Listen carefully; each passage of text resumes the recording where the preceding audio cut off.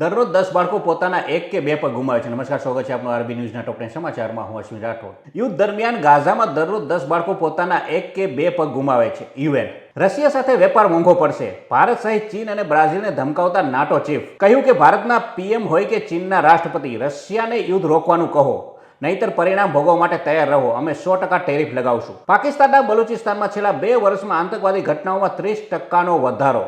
Internet સ્પીડમાં ભારત છેલ્લા 2 વર્ષમાં 119 માંથી 26મા ક્રમે આવ્યું. દર મહિને માથાદીઠ વપરાશમાં 32 GB સાથે દુનિયામાં પ્રથમ. ઓપરેશન સિંદૂર દરમિયાન ભારતે પાકિસ્તાનના ઘણા બધા ડ્રોન તોડી પાડ્યા, જેમાંથી ઘણા બધા સારી સ્થિતિમાં મળી આવ્યા.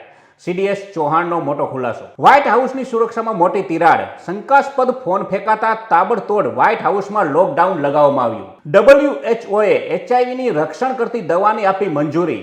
વર્ષમાં 2 વખત લેવા પડશે ઇન્જેક્શન. ઇઝરાયલ દ્વારા સિરિયાના લશ્કરી મુખ્યાલય પર ભારે બોમ્બમારો.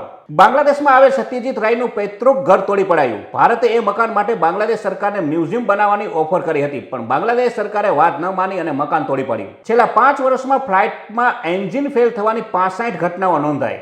17 મહિનામાં 11 મેડે કોલ નોંધાયા. તો આ આજના ટોપ 10 ન્યૂઝ, અને હું હતો આપની સાથે અશ્વિન રાઠોડ. જય હિન્દ, જય ભારત.